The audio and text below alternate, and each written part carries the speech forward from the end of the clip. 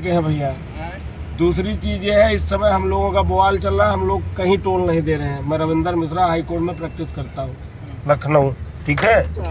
आंदोलन चल रहा, सुनिए, तब तक हम लोग टोल नहीं देंगे जब तक आप लोग मारना पीटना नहीं छोड़ेंगे। आप लोग मारते पीटते हैं, सुनिए, नहीं अब नहीं, अब तब तक टोल नहीं देंगे जब तक कोई निर्णय नहीं आ जाता। ऐसे कैसे नहीं होगा? आप लोग बदतमीजी करते हैं, अपना सुधार करिए। और पहली चीज़ तो हम लोकल के हैं। लोकल के लिए 340 का पास है। पास का कोई पास नहीं होता है। देखिए मेरी बात सुनिए, अनर्गल हम आपसे विवाद करना नहीं चाहते, ठीक है भैया। हम लोगों का प्रदर्शन चल रहा है, तब तक हम लोग टोल नहीं देंगे जब तक हम लोगों का फैसला नहीं हो जाता। कहीं टोल नहीं लग रहा है अधिवक्ताओं का। देखिए एक चीज़, एक तो लोकल का है, मैनेजर साहब से आप पूछ के आइए, छोटी चीज़ों के लिए हम नहीं जाएंगे। अब बवाल करना हो तो भैया बताइए। छूट नहीं है आप लोग को। लोकल के नाते छूट है। लोकल के लिए हम 340 का पास और जीडी की है। लोकल कहाँ लगा है? कोई इंस्ट्रक्शन लगा हो तो हम लगवा लें। ये ऐसे लगा, पढ़ के बताइए, आपको आप पढ़ दीजिए, पूरा मैसेज पढ़िए, सुनिए, विवाद ना करिए। आज हम जाएंगे, आप ना होते तो आज ये मेरा आंदोलन कोई जान ना पाता। कौन जानता रविंदर मिश्रा कौन है? रविंदर मिश्रा की पहचान कराने वाले पत्रकार, मीडिया बंधु कलमों से लोगों को न्याय दिलवाने का काम करते हैं, कानून का रास्ता दिखाने का काम करते हैं, तो आप कानून को तोड़ रहे हैं महाराज। वर्तमान समय में हमारा प्रदर्शन चल रहा है। जैसे कोई खेत सींचा जाता है तो एक कोने पे सींचने के बाद तो फसल अच्छी, मुकदमा रखना हो, मुकदमा लिखना हो, आप लिखिए। लेकिन आज मैं जाऊंगा तो बिना टोल दिए जाऊंगा, और तब तक जाऊंगा जब तक हमारे उन अधिवक्ता भाई के साथ न्याय ना हो जाए। और इस भारत के प्रत्येक टोल कर्मी, सारे अधिवक्ताओं का सम्मान न सिर्फ तमाचा हमारे अधिवक्ता भाई पे नहीं था, पूरे समाज पे था। और जब पूरे समाज पे तमाचा हो तो समाज का यह कर्तव्य बनता है कि वो अपने भाई के साथ किसी भी रूप में, किसी भी हद तक उसका साथ दें। फिर मर मुकदमा हो चाहे जाति। 90% टोल कर्मी अब सुधर गए हैं, वो हम अधिवक्ता भाइयों का सम्मान करना शुरू कर दिए हैं। अधिवक्ता बताइए, टोल का गेट उठ जाता है, ज़्यादा तो सिंबल ही देख के उठा। हमारे साथ मौजूद हैं जो अपने कलम से लोगों को न्याय दिलवाने का काम करते हैं। मेरे साथ मौजूद हैं रविंदर मिश्रा, ये एडवोकेट हैं। इनकी एक सोशल मीडिया पर वीडियो तेज़ी से वायरल होती है, जहां एक टोल टैक्स पर जाते हैं और कहते हैं कि मैं टोल टैक्स नहीं दूंगा, हमारा धरना चल रहा है और जब तक हमारा धरना बंद नहीं हो जाएगा तब तक मैं टोल टैक्स नहीं दूंगा। और इनकी वीडियो काफ़ी तेज़ी से सोशल मीडिया पर वायरल हो रही है। क्या इनके धरने से टोल टैक्स देना मना है? क्या ये वहाँ पर जाकर दबंगई कर रहे थे? इनसे सवाल पूछेंगे। सर स्वागत है। एक वीडियो आपकी तेज़ी से, सबसे पहले लोगों को मैं आपका परिचय लोग जानना चाहेंगे। मैं रविंदर मिश्रा, पूर्वाध्यक्ष बार सुल्तानपुर हूँ। सर एक सोशल मीडिया पर आपका ना एक वीडियो तेजी से वायरल, जहां आप एक टोल टैक्स पर जाते हैं और बड़ी दबंगई के साथ कहते हैं कि मैं टोल टैक्स नहीं दूंगा, हमारा धरना चल रहा है। क्या आपके धरने से टोल टैक्स नहीं दिया जा सकता? धरने का मतलब ये नहीं है टोल टैक्स हमको देना नहीं है या हम कानून नहीं मानते हैं। वर्तमान समय में जो स्थिति है, हमारे अधिवक्ता भाई के साथ जिस तरीके से अन्याय किया गया, बर्बरतापूर्वक उनकी पिटाई की गई, इस बात से हमारा पूरा समाज, अधिवक्ता समाज पूर्ण रूप से आंदोलित था। और इस आंदोलन में मुकदमे की कोई बात नहीं है, मुकदमे हमारे ऊपर सैकड़ों हो जाए, लेकिन हम अपने अधिवक्ता भाई का साथ नहीं छोड़ेंगे। वहाँ ना दबंगई थी, ना गुंडई थी, एक सिद्धांत था। क्या मामला पूरा था? मामला यह था कि हमारे अधिवक्ता भाई अपने काम से हाई कोर्ट जा रहे थे। हाई कोर्ट जा रहे थे, चूंकि रूल यह है कि कोई भी टोल टैक्स पे कुछ मिनट से ज़्यादा रोके ना जा सकें। उसके पास जो है, उनके फास्ट टैग में पैसा नहीं था। पैसा ना होने के कारण उन्होंने भारतीय मुद्रा को देना चाहा, तो उन्होंने कहा मैं ऐसे ये कैश नहीं लूँगा, हम फास्ट टैग में लेंगे। तो हमने कहा क्या हमारी मुद्रा फास्ट टैग और मुद्राओं से क्या कम है? क्या हम जो करेंसी आपको दे रहे हैं ये उस मुद्रा से किसी भांति कम है? तो उन्होंने ना अधिवक्ता का अपमान किया बल्कि भारतीय मुद्रा का भी अपमान किया। और चूँकि हम माइक पे हैं, उन शब्दों का प्रयोग नहीं कर सकते हैं, चूँकि हम सब पढ़े लिखे समाज से हैं। हमको भद्दी भद्दी गालियाँ दी गई हमारे अधिवक्ता भाई को। हमको मतलब मेरे अधिवक्ता भाई को, हम अधिवक्ता है जब अपने क्लाइंट की बात कर रखते हैं तो उसको अपने ही करते हैं, मतलब स्वयं को ही बताते हैं कि हुजूर मैं। तो इस तरीके से हमारे अधिवक्ता भाई की बेइज्जती भी की गई, उनको मारा पीटा गया। और वीडियो वायरल है, किस तरीके से मार रहे हैं। एक सम्मान की बात होती है, एक ब्रूटल तरीके से होती है, मतलब विभत्स तरीके से उन्होंने मारा। हमारे ये लड़ाई, ये उनका तमाचा हमारे अधिवक्ता भाई पे नहीं था, पूरे समाज पे था। और जब पूरे समाज पे तमाचा हो तो समाज का यह कर्तव्य बनता है कि वो अपने भाई के साथ किसी भी रूप में, किसी भी हद तक उसका साथ दें। फिर मर मुकदमा हो चाहे जान जाए। हम वहाँ गए थे, हमने अपनी बातों को रखा।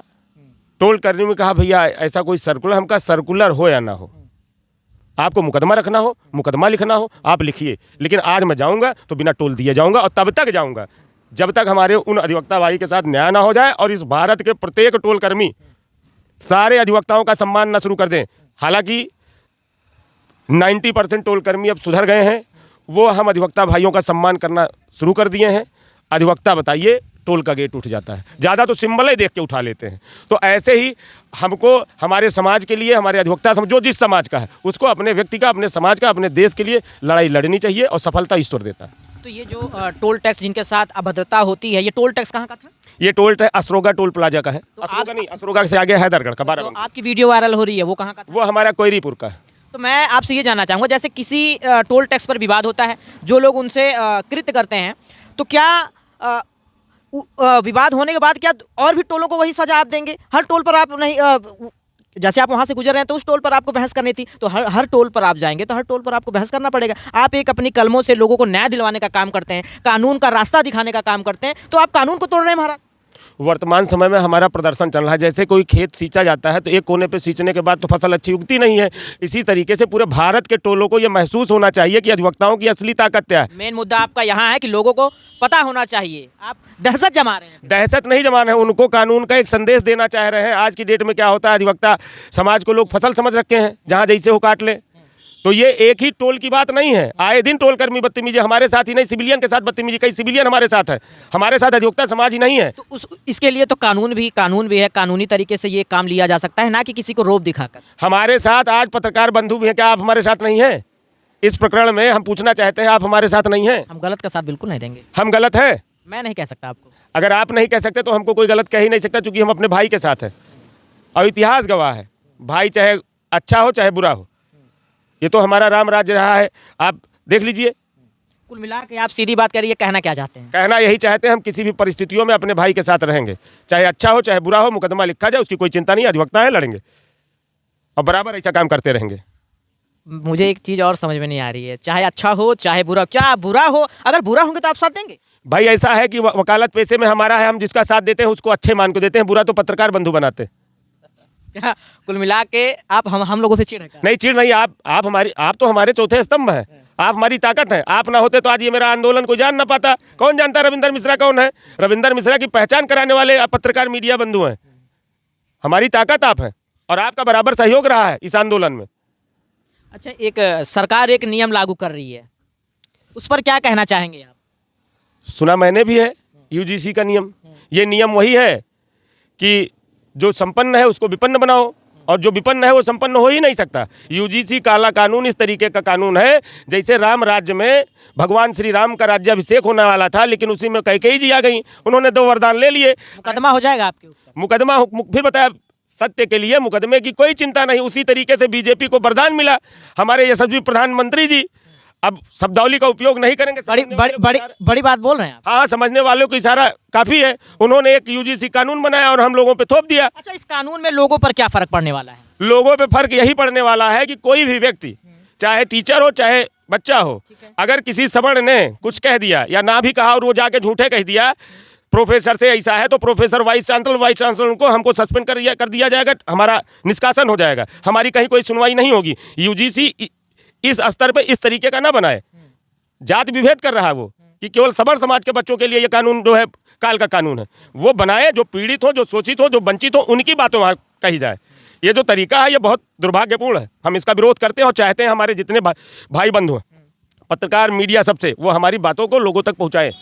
ये तरीका सही नहीं है कि आप जो है यूजीसी के माध्यम से सवर्णों को डोमिनेट करने का काम करें। हम ही उनकी ताकत हैं, हम ही उनकी ताकत है। हमारे ही वोट बैंक से सवर्णों को बीजेपी है। हमने ये भी मान लिया जैसे बसपा में हमारे वर्ग के सवर्ण के लोग नेता होते हैं और वोटर होती है शोषित बनती जनता। आज शोषित बनती नेता हो जाए और मैं वोटर हो जाऊं, इस पर भी मुझे मान्य है, लेकिन अगर इस तरीके से कानून आएगा तो फिर इससे अच्छा बीएसपी है। क्या लगता है नियम पास हो पाएगा? अगर हमारी सवर्ण समाज, हमारे लोग और न्यायप्रियता की बात होगी, संवैधानिक तरीके से हम पास ही नहीं होने देंगे, क्या पास होगा? आप लोग मैदान में उतरेंगे क्या? बिल्कुल, इसके लिए भी प्रदर्शन होगा। सही नहीं मान रहे आप लोग? ये कानून मान रहे हैं, कानून का तरीका गलत है, इम्प्लीमेंटेशन गलत तरीके से हो रहा है। हम कानून का सम्मान करने वाले हैं, लेकिन ऐसे कानून का सम्मान काहे करें जो कानून जो है एक सभ्य समाज की बेड़ियों का काम करे। अगर कानून उद्धार करने का काम होगा तो कानून का पालन किया जाएगा। अगर मैं बात करूं तो रविंदर मिश्रा के निगाहों से ये क्या होना चाहिए ऐसे नियमों पर? ऐसे नियमों को तत्काल प्रभाव से निरस्त करना चाहिए और भविष्य में ऐसा काम करना चाहिए कि ऐसी नियम के बारे में कोई भी मुखिया कभी सोच ना सके।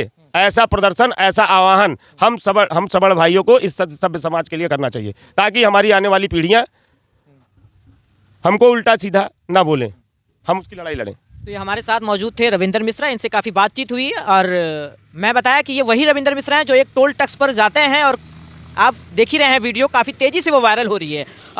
और इन्होंने बताया इनकी बातों पर आपको क्या लगा, कमेंट बॉक्स पर जाके ज़रूर अपनी प्रतिक्रिया रखिएगा। नमस्कार।